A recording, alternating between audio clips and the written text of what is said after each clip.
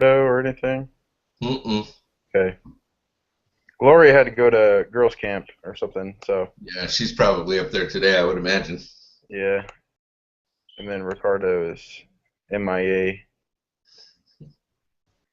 Okay, let me go ahead and share. Oh, I gotta pull up the spreadsheet.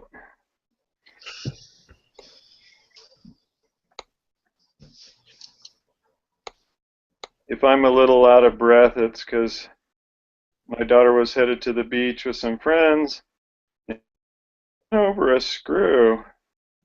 Oh no. Oh man. She's like, "Can we just go and stop at gas stations? I don't think it's leaking very much." I'm like, "Nah." This was like about 10:10. I'm like, "Come home." She's like at the gas station in town here, so told her come home. I'll pull the screw and stick a plug in, and should be good. So, all right. So here we go, Brent. How far are you guys from the beach? It depends on which beach. About an hour to 2 hours, depending on traffic. Yeah, okay. That's cool. Which Yeah. beach do you like to go to? Orange County beaches are a lot better than LA. Yeah. So Crystal Cove's nice. I don't know where they're going, but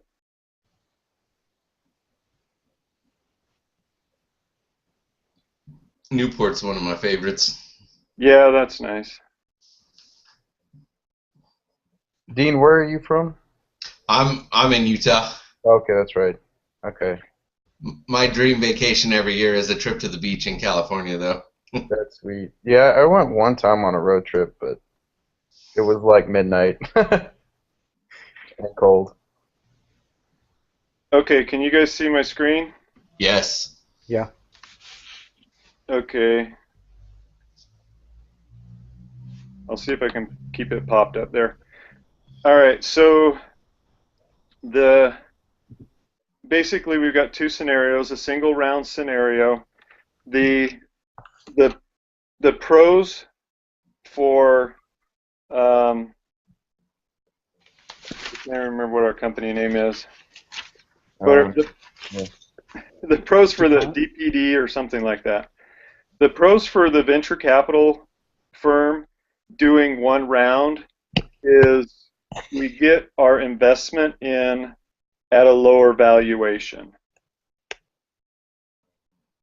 And the pros for the founders are that you don't have to worry about future cash flows.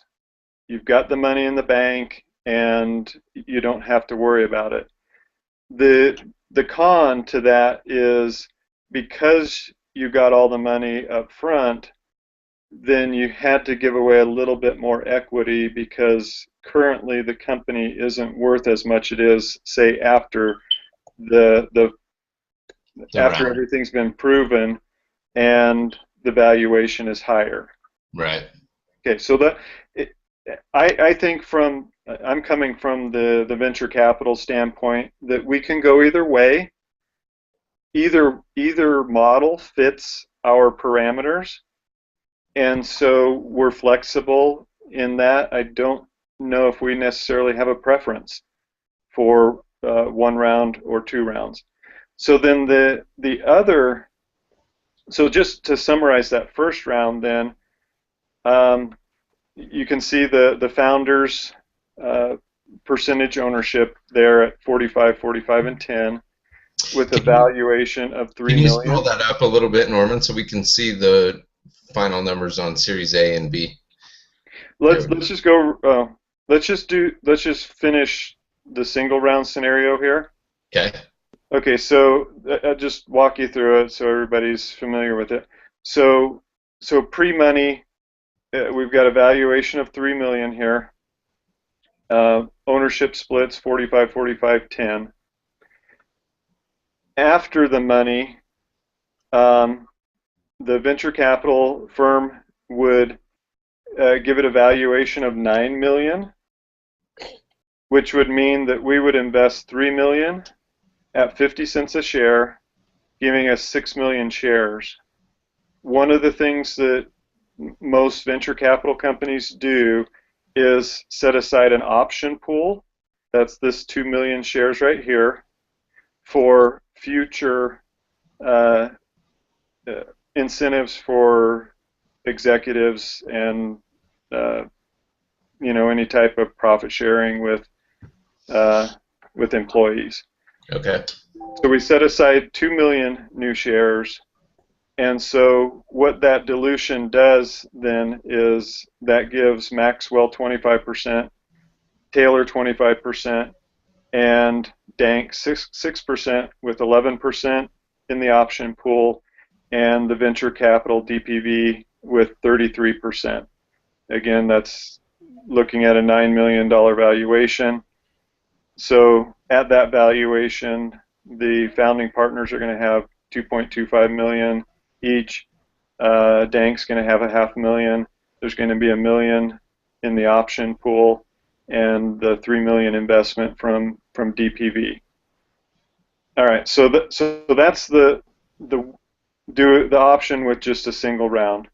To do the 2-round scenario, the pre-money's still the same, but then we split our investment up into 2 series. Series A, we still set aside 11% for the option pool.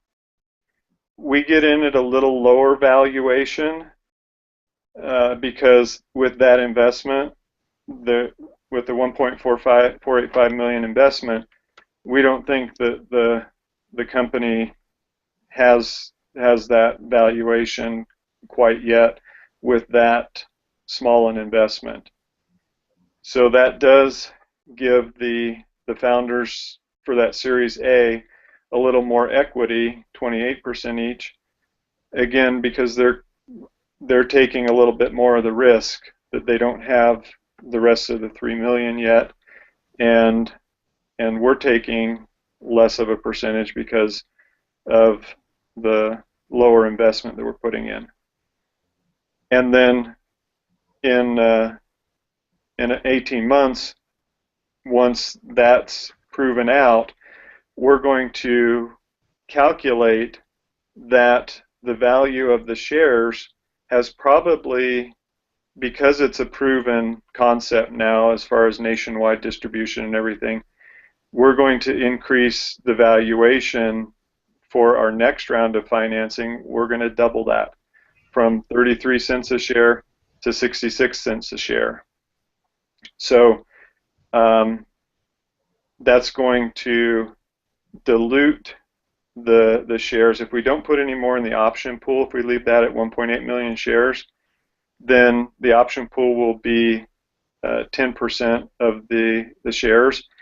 And we think that's probably the minimum as far as DPV's investment criteria.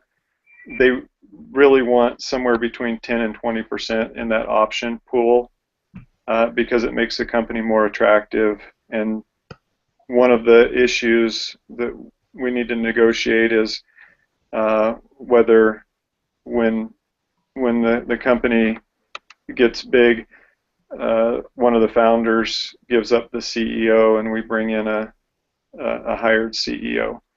So again, having that option pool available to entice the caliber of talent that we'll need at that size of company is, we're kind of at the low end of what we really think we need on the option pool. So in the end, it's going to leave the founders 1% short or less, 25% versus 24%, but it's going to give them a much higher dollar amount for those shares. So instead of 2.25 million, they've got 2.97 million value.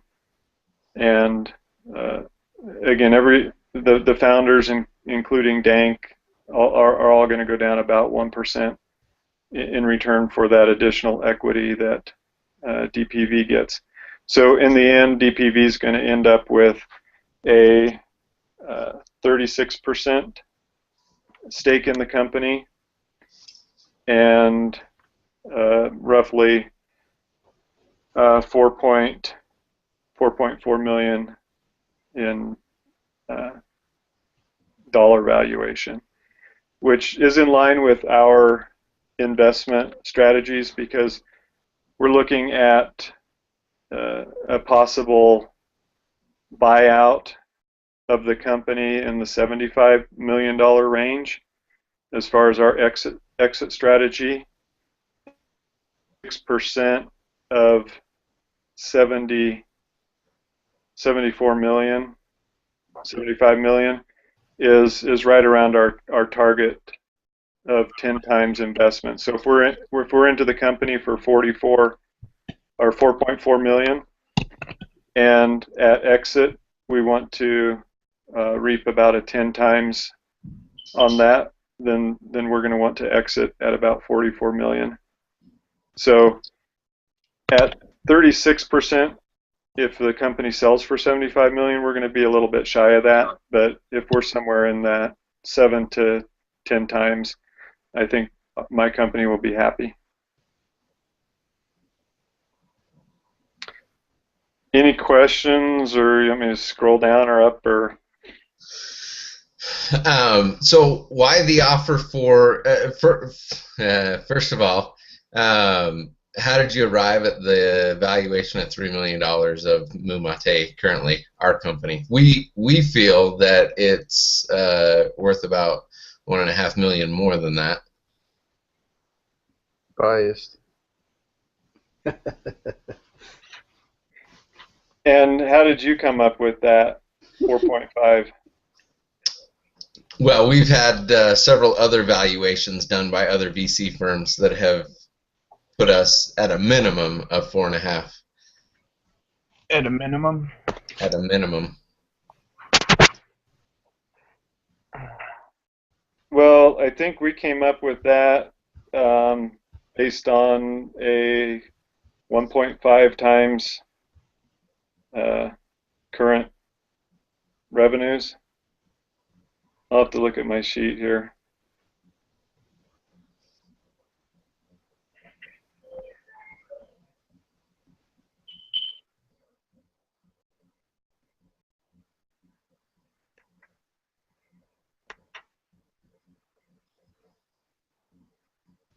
So if you look at our projected financials, right, for the next 5 years or until 2015,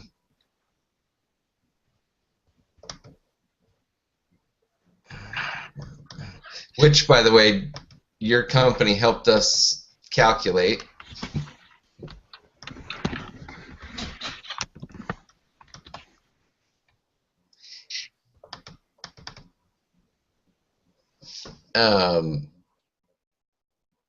And the 1.5 factor comes from where? That's typical venture capital.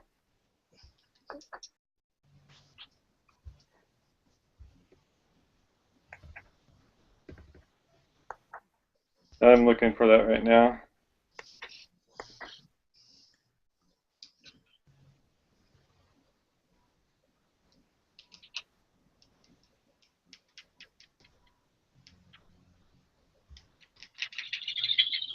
I guess one thing that I'm kind of curious about is what does the pre-money valuation matter? Well, the pre-money valuation matters because it's the valuation of our firm which determines the price per share that you need to offer us to fund that company, right? So it's going to determine not only the price per share, but it's going to also determine the post-investment value of the company, which impacts the dilution of our of our company, of our shares in the company. Well, because if you look at my spreadsheet in the first example,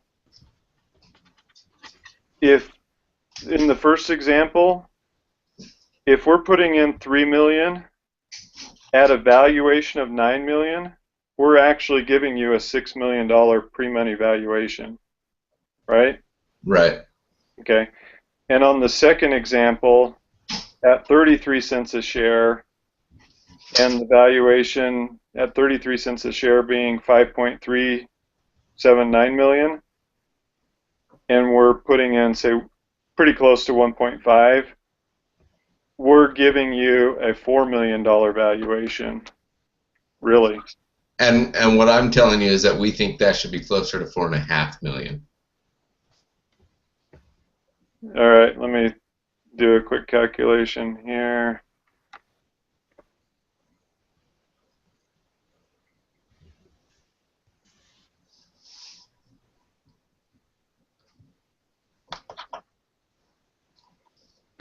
Minus this.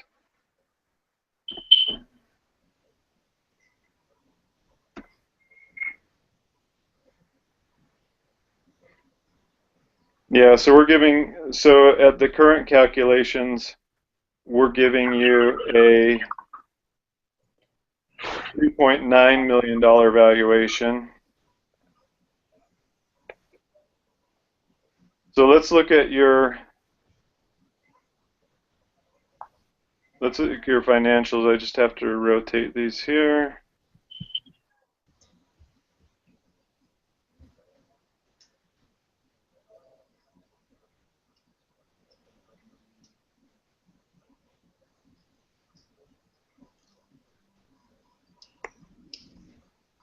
All right, so total revenue in 2011 was almost $1 million. Well, that's where we were at year to date, right? Our budgeted sales for 2011 is actually $8 million.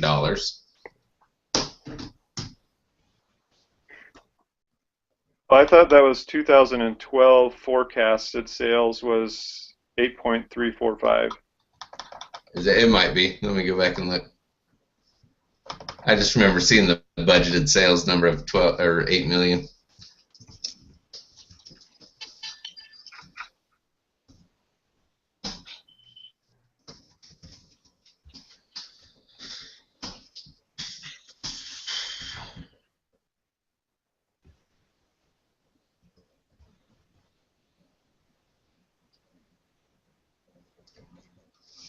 Let's see. Talking about on Exhibit 6? Is that what you're looking at? Yeah. Because, yeah, 2012 would be projected to 2015. 2011 is, or the most recent would be 8 million. under $1 million. Let's see. Could expect to reach. And when are we, though, in time? Because are we in 2011 or are we in 2012? We're in 2012, right? It's got to be, yeah, 2011. We're May of 2012 right now. Okay. So we're on target to hit $8 million this year. Are you? Or is that just, let's see, so we're in May right now? Yeah. Okay. The thing is that projection is based on an influx of capital. Is it? I don't think you'll hit. I don't think you'll be able to do 8 million in 2012. It doesn't say that in here. Well, when we helped you put these projections together, that's what we were assuming. Okay, let's see. The world of consumer products, in fact, they're roughly 2,000, blah, blah, blah, each sales.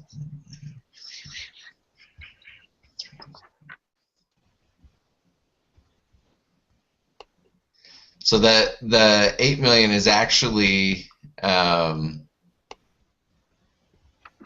our projected sales without the influx of cash. If you look on page 5 of the case study. All right, let me look.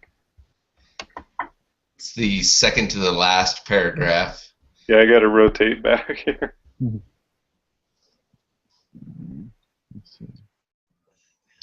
Okay, so page 5. Starting with Maxwell had less confidence. Is that what you're talking about? Yeah, yeah. So if you go about halfway through there, it says, however, with 8 million of revenue projected for 2012 after 3 years of growth, Mumate had already survived the most demanding phase of the new product winnowing process. This meant that the company's success odds were now far better than 4 in 2000. But how much better, right? So, and then if you go to somewhere else, it talks about that here. Maybe it's in our private or confidential thing that we're not supposed to tell you about.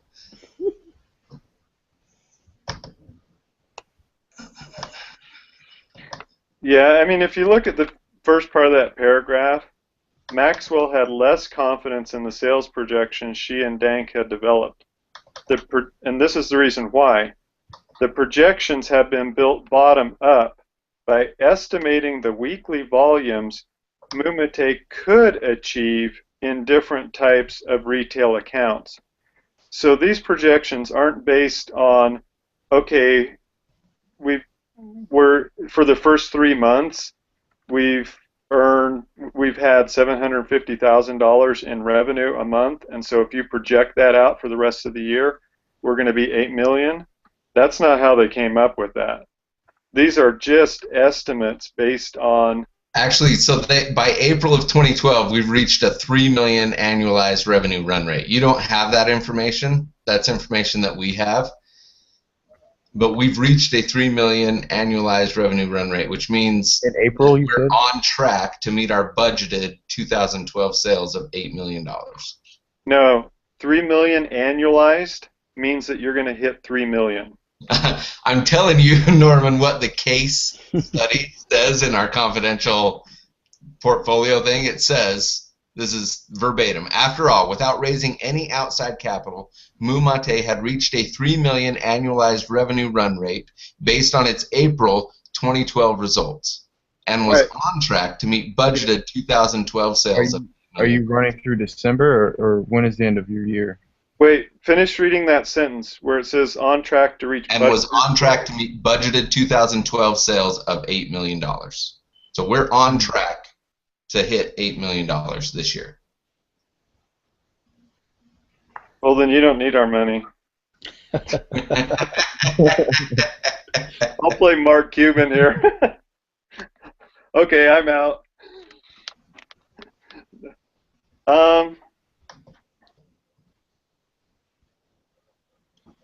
Well, okay, let's see.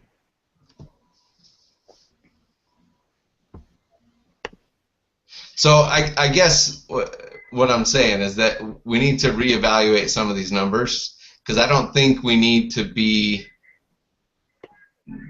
as diluted as we are, first of all, and second, I don't think that we need to raise 1.485 million from you guys in the first round. I think we only need about 1.25 million. And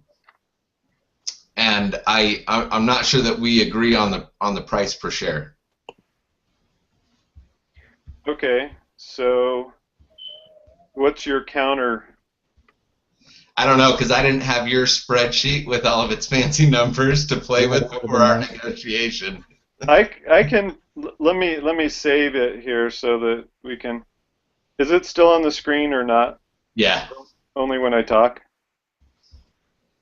If you click your name Yeah, there you go. on the screen, then it stays there. Okay, so what do you want to see? Because like I said, the pre-money valuation really doesn't matter. That's just a made-up number since you guys didn't put you guys didn't put 3 million cash in. Right. So, okay, so which one do you want to look at first? A single round or double round? So let's look at the single round first.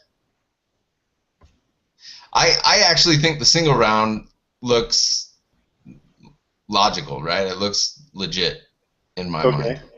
mind. So I guess the second round or the two round scenario, that's where I don't feel like the valuation of the price per share that you're paying us to get into the company is where it ought to be, I guess. Okay, so let's just plug in 50 cents here. And you want less shares, less money. Okay, so if we do 50 cents a share and we invest 1.5, Do then 1.25. 1.25, okay. Yeah.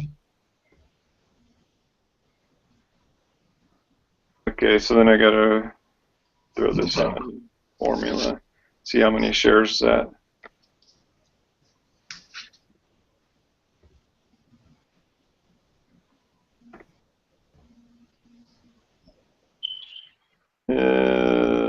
That's not.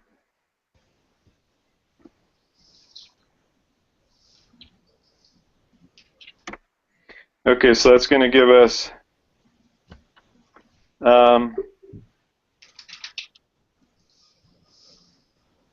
17%. We can reduce the common shares if we want, because we're okay with a 10% pool. But if we're going to dilute it again, we're probably going to need, let's just say, 11% should come out, all right. All right, so that brings you guys up to 32, 32, 7, 11 in the option pool, and we have 18. So let's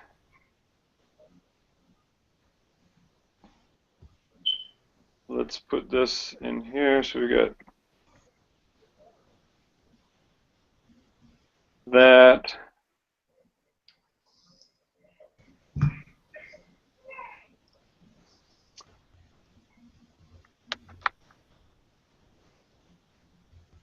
Drop this down to 1.5.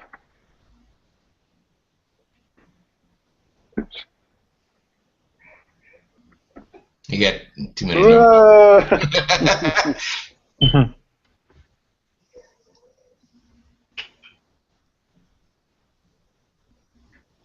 Okay.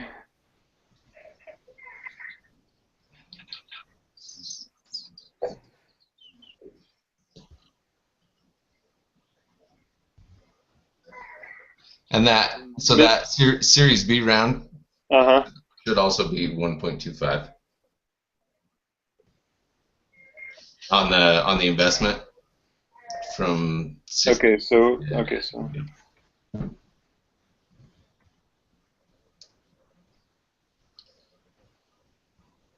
And so that gets us up to 28%. I guess the big thing that DPV needs is they need enough of a percentage of the company to make it worth their while. Okay. So the other thing too, once Series B is over, that's going to give everybody even splits basically. Maxwell and Taylor are going to have 28%, and DPV is going to have 28%. Uh-huh. So that's going to be a pretty even split. So let's look at valuations.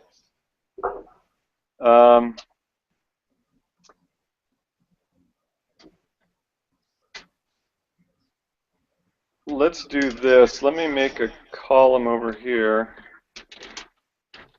And let's say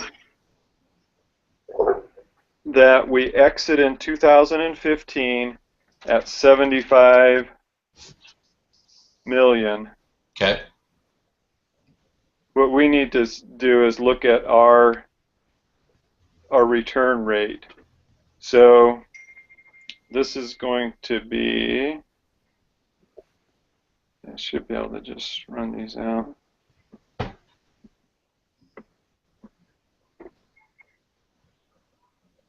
And fix the formula.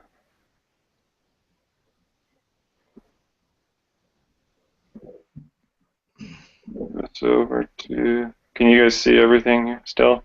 Yeah. Yeah.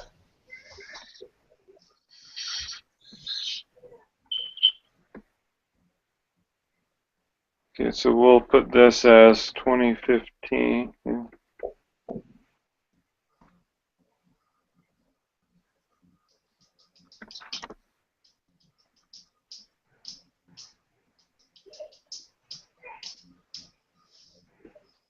Alright, so for DPV, I'm going to add. Sorry. While you guys are doing that, I gotta step away for just a second. I got a crying baby, and my wife's not here. So Okay. I'll be right back.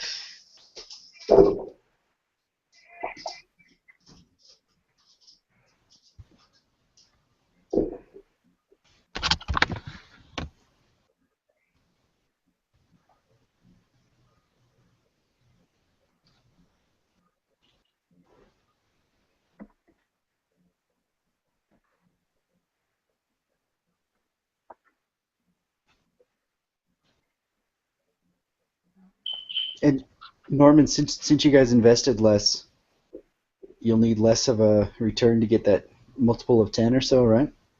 Right, so total invested would be 2.5 or so. 2.5.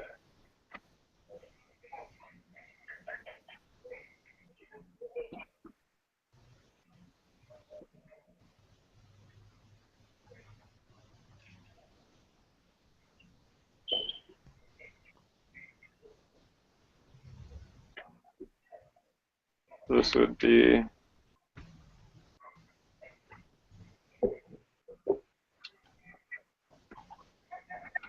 that's an 8.4 multiple.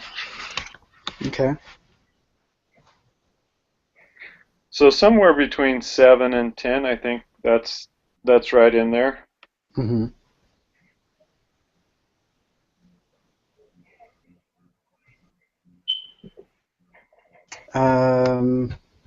It's kind of reviewing our terms again in place of Dean.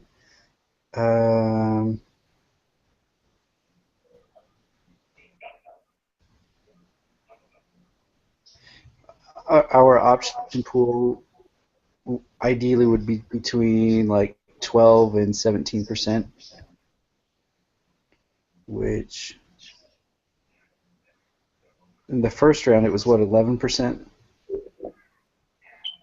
Yeah, and then it drops to 9. 9. And I think we're kind of on the same page that I think both parties would probably like it to be higher, which we can certainly do. It just dilutes everybody a little bit. So let's try 2 million. Takes it up to 14. And 14, then down to 12. Okay. I need to fix this here.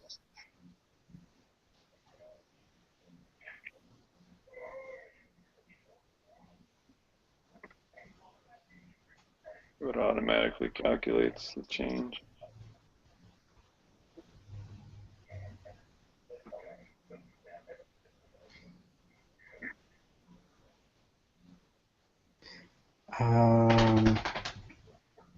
And for our founder share at the end of, or the exit strategy or whatever, we wanted between 25 and 33%.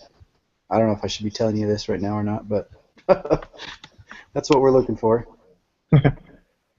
Thank you. Yeah. The only way to change that would be to change the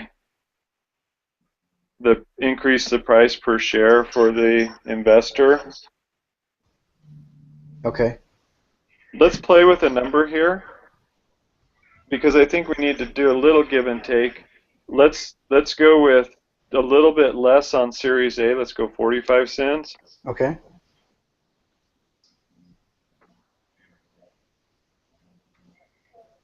But then more on Series B. So let's see what doubling looks like. 90 or so. 90. I think that might be a little high. And that drops you guys to 25. Yeah, 25%. drops our return multiple to 7. 7.3. Interesting. Let's take this series, like let's say 80 cents.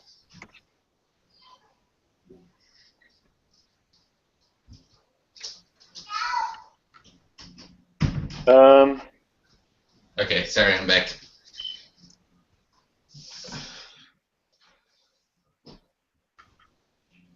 Where are we at? Oh, I've been giving them all the answers, Dean. Sorry. Awesome. Way to go, Aaron.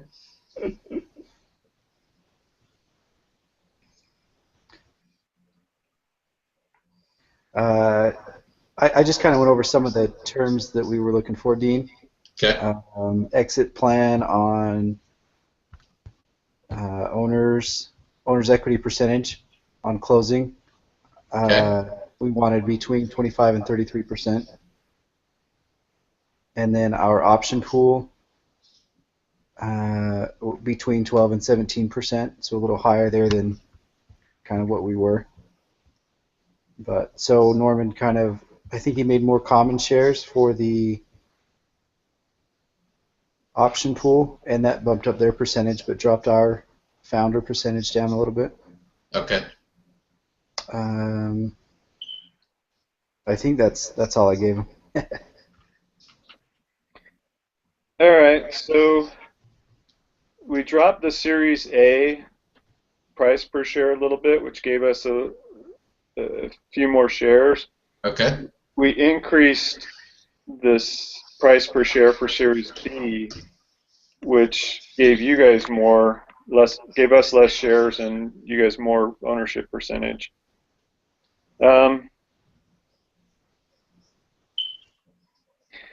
I'm kind of thinking we'd really like to be on a minimum on the exit multiple. I think 7.73 is on the low side. So let me keep playing with Series B share price.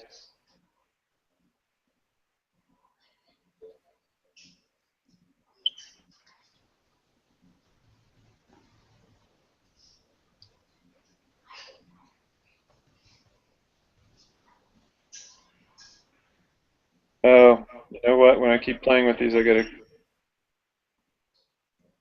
and you just make Play this. with those numbers. Yeah, I Can you just just need to hit make equals? that Yeah, this there you go. number. Okay. All right, so let's go back to 45 on the Series A. Because I'm okay on the really low 8s for the multiple. 2663. Okay, hold on. 2270. Divided by 2.5. So that's 8.11. Where it's at right now.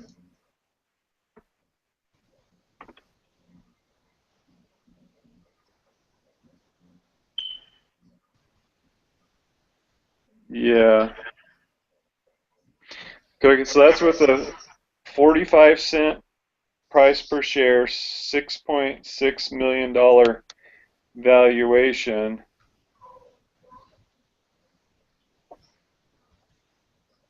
And then 75 cents per share for Series B, giving you 12.3. Let me look at what was your share?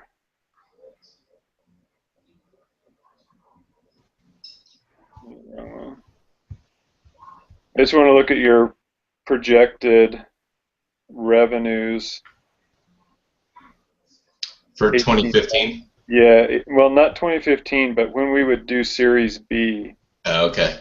So that would be, go down to that figure 6, exhibit 6.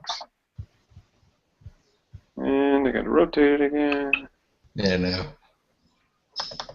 Like 29, 2013 or 2014? It's going to be 14. No, because we're April of 12 right now, right? Yeah. So a So year if and you, a half from now is going to be 2013. So at a 15 million valuation. and you've got us at 12.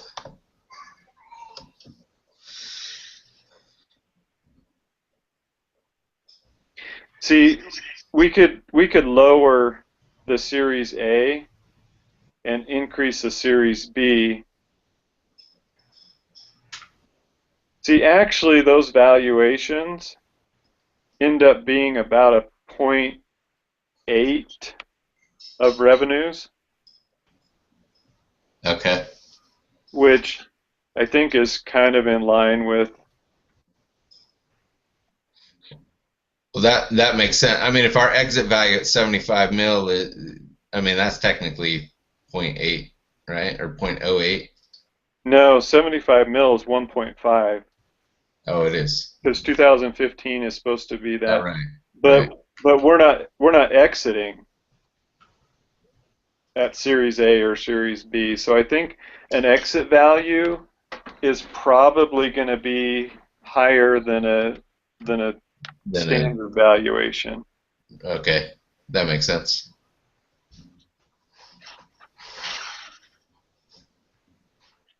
And again, those are all projections. Yeah.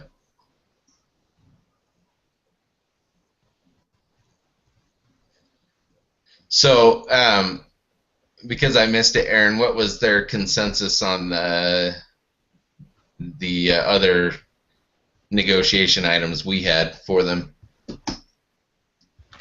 I just touched base on just a couple of them. The option pool, the founder share, vesting. We haven't really talked about board members or anything like that. Okay. I personally, I think that if we can get agreement on the other things that Aaron and I want as founders of Mumate, I think these numbers look good. I'm comfortable with them if you guys are. The other important issue that's really important to us is how the board is structured. We both want to be on the board, and I think it's important for both of us to be on the board, to have a say in the direction of the company. Aaron was the formulator of Mumate, and has, because of his connections in the PR world, we've grown to where we are.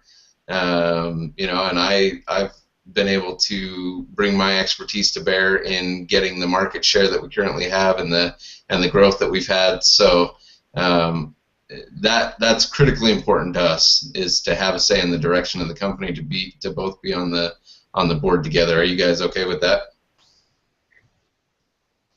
Yeah, how many board members were you thinking? We were thinking a total of 4. So Aaron and I, Gotta have an odd one. number. What's that? Can't have an even number. You two split against the other two, and then nothing gets done. So you have to have an odd number. So the smaller, the better. And so I'm kind of thinking 5. Okay. I'd be comfortable with that.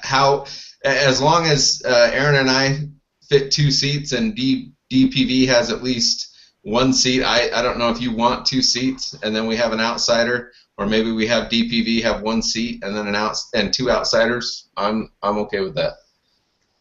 Would you be okay with the 2 founders two selected by DPV, not necessarily a DPV person, probably one DPV person and one other person selected by DPV, and then one outsider that's selected by these four. So I would be comfortable with that if the outsider were somebody that we selected, but you guys approved. That you what? That we selected, but you guys approved of. Did you have somebody in mind? Of course. Ricardo?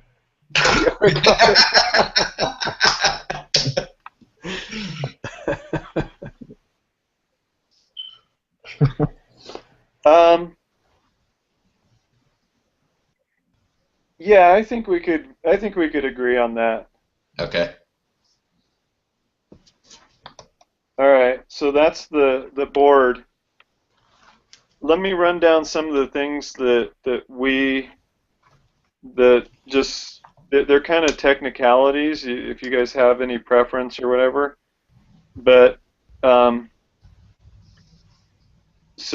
some of the things that are pretty standard with venture capital and that are considered founder friendly would be that the stock that's issued is a convertible preferred stock with an 8% annual dividend and a 1x non-participating liquidation preference.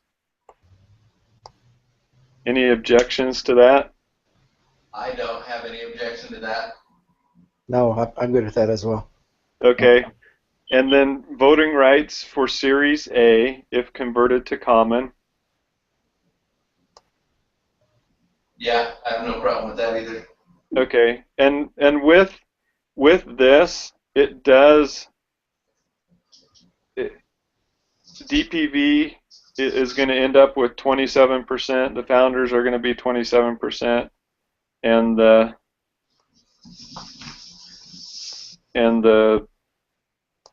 pool is 12% and 6% for dank.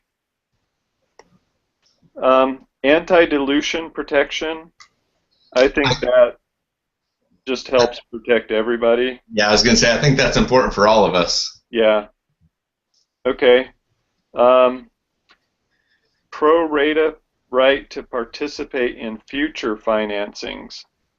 So basically, based on the number of shares you have, then you can buy a higher percentage for yourself.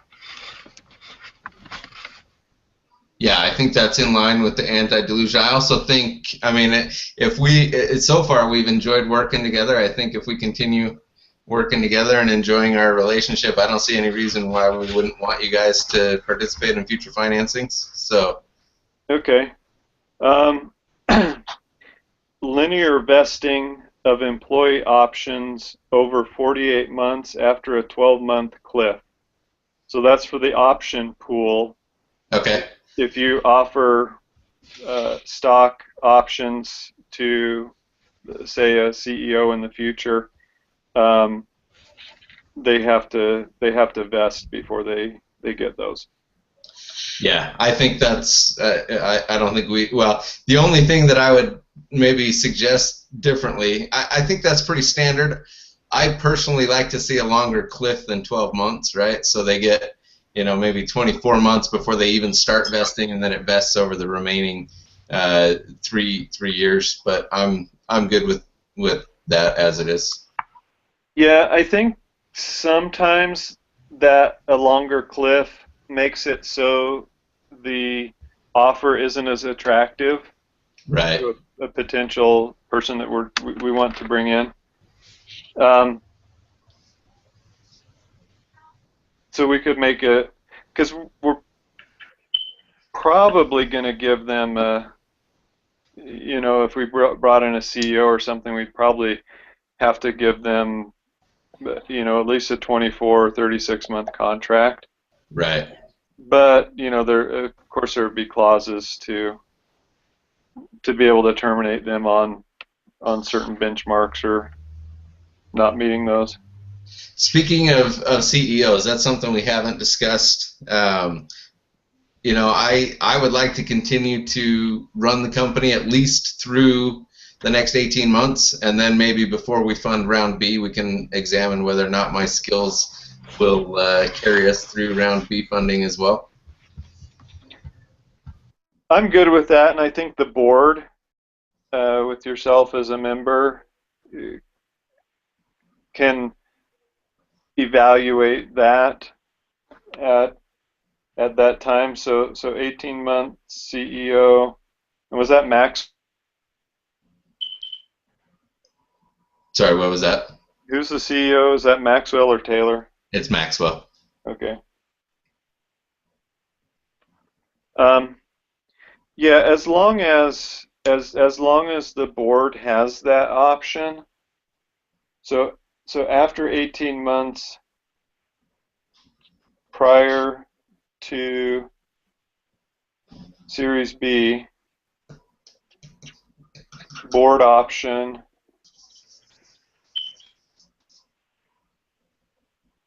to evaluate CEO. Hire if determined.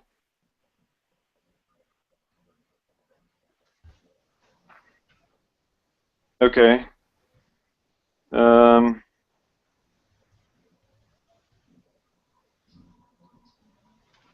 The other thing that is brought up is the founder share vesting. What's pretty standard with these types of deals with venture capital is 25% vesting on closing of Series A, with the balance vesting proportionally over the next 3 years, so 25% per year until the 4th year, when all of the founders' shares are 100% vested. What that does is that helps protect the venture capital firm Sure. from you guys just taking off or just becoming AWOL, and then we have to have the expense of bringing in New management Yep. and things like that. I'm okay with that. I would prefer, if we're going to do it over a 3-year period, I would prefer a larger percentage up front, right? If we're going to vest, so maybe like a 33% at closing with another 36-month vesting schedule, 38-month vesting schedule. 190-999-1937. Wow, what's that? Sorry, that's somebody's calling and nobody else is home, so.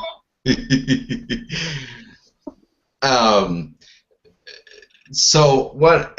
Because one of the other offers that we've had is that we get vested in that kind of time frame. So we have a 36-month or 33% up front, and then we're vested entirely over the next 2 years. I'm willing to extend that out another year, right? So the remainder vests linearly over 36 months with a larger upfront at closing. And it doesn't have to be 33%. I'm just throwing that out there so we can discuss it and negotiate it. I would like it to be more than 25, though.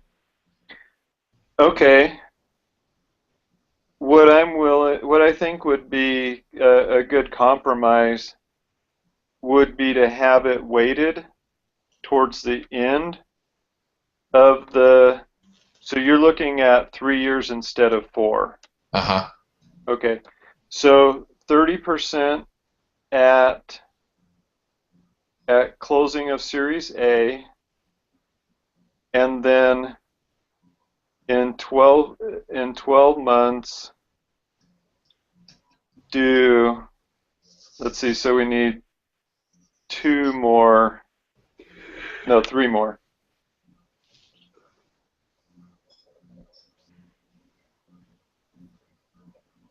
So 3 years after Series A closes. Okay, so that's 70. So So what I'm thinking is if we weight it towards the end, then we'd go like 30, 20, 20, 30. okay.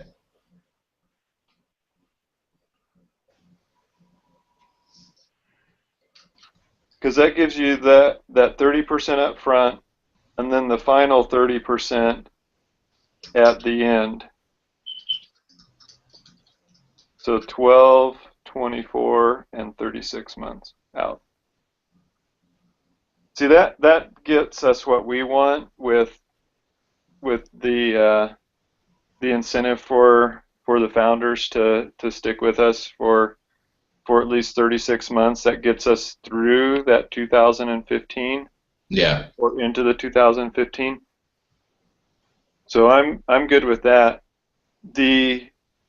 The other thing that's kind of associated with this is if a founder does leave, then their unvested shares would be purchased back from the company at fair market value, which I think if we set the fair market value at 0.8 multiples times the Current valuation. times revenue, Okay. then I think that's pretty good fair market value for the unvested shares. I'd agree with that. Okay. Then the other kind of boilerplate thing is consent of a majority of preferred shares required for dividends on common, preferred, or common repurchase, loans to employees, merger or sale of substantially all assets, creation of a new security, incurring debt senior to Series A or B, change in principal business, investments in third parties, and major capital expenditures.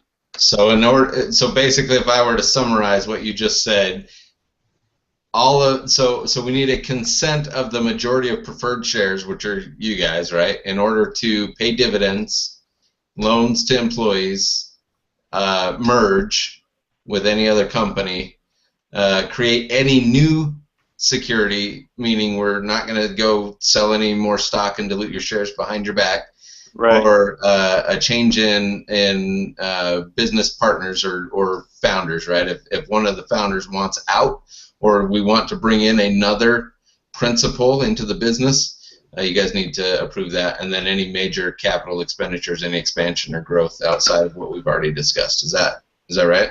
Yeah. I'm okay with that. Aaron, you okay with that? Yep, thumbs up from this guy. All right. Well, other than that, are you guys planning on having any kids? Because we want your firstborn too. You can't have them. Oh man. All right. Yeah, where do I sign? Here's Well, not on the kid part, but here's what I think we should do. Since I guess we kind of missed the send you the deal sheet. Yeah. What I will do is I will write up the deal sheet with the original 2 scenarios. Okay. And then what I will do, so I'll label that as proposed funding deal sheet. And then what I'll do is I'll write up the negotiated terms deal sheet and use the second spreadsheet that we came up with. Okay. cool. And send that to everybody so that if you want to submit that with your analysis or whatever else. Does anybody have handy the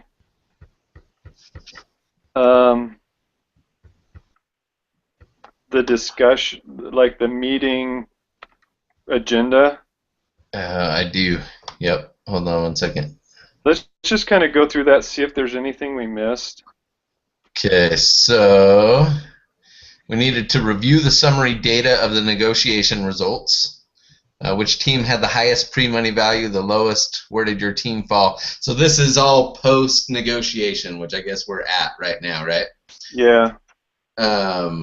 So I think Mumate had a higher pre-money value than you guys did because that's what we had to negotiate, right?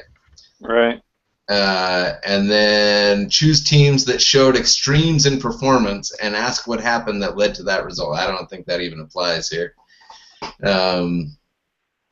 Number 4, choose a student from DPV side and ask, what were your goals for this negotiation? Our goals for DPV were to work within the protocol and framework that the DPV has for their investments. Okay. And I think we successfully, kept the negotiation within the acceptable frameworks that we have for our deals. So that answers, well, kind of answers, or at least leads into the next question. Does Mumate fit your investment focus, and how important is this deal to DPV? Once in a lifetime, pretty good, or pass? I'd say it's pretty good. And just based on, I think once in a lifetime would be above 10 times multiple for exit money. Okay. And I think maybe we would have liked to have a little higher percentage ownership, but it works. Yeah. Yeah. That's good. Okay. Choose. Okay, so then it asks valuation. I don't know that we need to discuss that because we've kind of addressed already. IRR. We talked about that earlier. It seemed like you guys were gunning for somewhere between 7 and 10 times as an IRR, internal rate of return, right? Yeah. And then board seat, you guys scored that. Actually, kind of scored 2, and so did we. So that's good. Okay, so then number 5 says choose a student from Mumate side and ask, did the co-founders see things the same way, or were you focused on other interests? Write down in order of importance: deal terms, pre-money value, board composition, option pool. How do differing priorities affect this type of negotiation? Who has the upper hand, DuPage or Mumate? So as far as those first deal terms, pre-money value, board composition, option pool, Aaron, were we on the same page? I think so. I think so too, yeah. Yeah. So then the question is how do differing priorities affect this type of negotiation, and who has the upper hand, DuPage or Mumate? I don't know. I mean, I think I kind of felt like Mumate had the upper hand here because they actually already have 2 offers. You guys didn't know this, but we already had 2 offers from 2 other venture capital firms. I kind of feel like you guys had the upper hand too, especially with the amount of revenue that you're making right now. Yeah. But that's also a good thing for DuPage. Well, you guys were at a point where you could pick and choose as well with the offers, and a lot of money coming in. You were just going to get more offers too, but yeah. I think so. Okay, so ask the Mumate side, how did the Astoria and Prosper term sheet affect your negotiation strategy? So we had offers from Astoria, another VC firm, and Prosper, another VC firm. And basically, Aaron and I just took those 2 term sheets, took the best options off of both of those term sheets that we wanted, and that was kind of what we went after with DuPage. I think for the most part we got what we were looking for. There's a couple of things that we would have liked to see differently, but for the most part, we got what we were looking for. Yeah, I agree. Okay, and then it says, what are the pros and cons of Astoria, Prosper, and seeking capital from angels? So if we were to look at, you know, venture capital funding versus seeking capital from angels, kind of what are the pros and cons of those two things? The biggest thing that I saw in the case was that they kept saying that if we went the angel route, we would have less dilution in our equity. But that was really the only pro that I could see, at least from my perspective. I think the other thing too was, you know, they did mention in the case that while Maxwell had, you know, been done really well so far, there was a little bit of a lack of experience, and with an angel investor, you're not going to get the expertise or the kind of day-to-day interest in the business that you would get from a venture capital firm that really wants to protect their investment. The Agreed. angel may or may not be sophisticated enough to see if and when, you know, somebody else needs to be brought in, or Maxwell may or may not admit or recognize when she needs additional help. Yeah. Yeah, I like that. I agree with that. I agree with that. Okay. How did the VC go about valuing Mumate? What exit value were they expecting? From that exit value, how much money did they need to receive in order to get 5 to 10 times on their investment? What share of equity would that dollar? I mean, I think we kind of covered all that in the spreadsheet, right? That we went through. Yeah, it is somewhat of a zero-sum game. You have to, you know, give up share price for equity percentage and vice versa. So. Yeah. And then let's see. What have you learned about bargaining tactics? And then there's two follow-up questions to that. It says, should Mumate disclose that they have other offers? And do hardball tactics make sense in a negotiation like this? I don't know if anybody else wants to weigh in, but I'll give you my opinion on those two things first. I think Mumate should not disclose that they have other offers unless they're seriously considering those other offers, right? Because doing so puts them in a position, I think it gives them a little bit of leverage, a little bit of power, but it also puts them in a position where DVP might pull out altogether. Oh, you got other offers? Well, you don't need ours. We're out here because you're not working with us in getting what we want. That being said, I don't think hardball tactics make sense in a negotiation like this because you guys are going to be working together for a long time. So hardball tactics typically just make hurt feelings, and anyway, I think it's counterproductive to what you're trying to accomplish. I really like if you can do it in a negotiation, if you can have that trust to let people know. For instance, let's say you're going to refinance your house or whatever, and your friend does mortgages or whatever. You know, I think it's fine to tell them, you know, I checked into a couple other mortgage companies and they can offer this rate and these terms. And if everybody's negotiating with kind of trustworthy intents, and that they're not trying to get something that's not fair to the other party, I think if they're negotiating from that standpoint, it's fine to kind of put all your cards out on the table. I kind of appreciate that. I think it made this negotiation, you know, we can say, well, instead of keeping our parameters secret from you guys, you know, we say, well, here's the parameters we need. We have a range. You know, we'd rather not be on the lower end. So I think it's helpful to have everybody be open.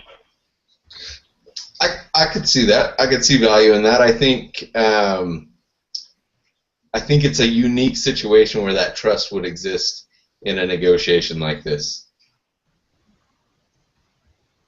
I think the founders have built that up with Cantor.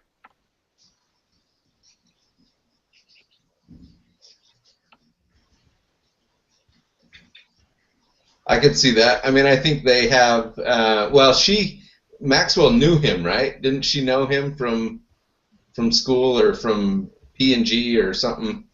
She knew him from before. Yeah, I'm pretty sure. Hey, real quick on negotiation, I don't know if it's best practice or not, but it is a practice to kind of keep your best hand in your pocket. You know what I mean? Like don't go all in thinking like this is all I got or walk away. Like always have something to be like, I don't know, to fall back on, I guess. I don't know the correct term for it, but like having something else in your pocket just in case you need to negotiate a little further. Not that it would really apply in our negotiation or in this case per se, but negotiations in general, you might want to save your best hand for last or something to keep the negotiation open. Is that kind of what you're saying? Yeah, that's what I'm saying there. I like that. And if you take B483, I think, Norman, you're in that one right now. I think there's a case towards the end of the semester about negotiation, and you'll learn all about it. In 321? I think it's that class. I don't remember any negotiation stuff from that class. Oh man, I took it last semester. Which organizational? Which one is 321 again? Is that the production and operations management? No, it's 361. Are you talking about organizational effectiveness? Yeah, Victor, that's the one. Okay. Yeah, that one's pure case studies. I think, Norman, you're in that right now, right? Yeah. Yeah. Okay, yeah, that's what I'm saying. You'll soon run into that case about negotiation strategies and things like that. I wonder if, because I took that 2 semesters ago, I wonder if they changed that up a little bit in the last semester, because I don't remember having any negotiation anything in our... I think I learned 3.0 and it may have been a pilot course. Anyway. Yeah, because I was in 2.0 when I took it, so I'll bet that's the difference. Sure. All right, so then discuss key takeaways. Terms, allocate economic and control rights, conflicting priorities of investors and entrepreneurs in upside and downside scenarios. Terms have a price, VC valuation techniques. I don't know. I guess my key takeaway, one of my key takeaways is that, Norman, you really came prepared and we didn't.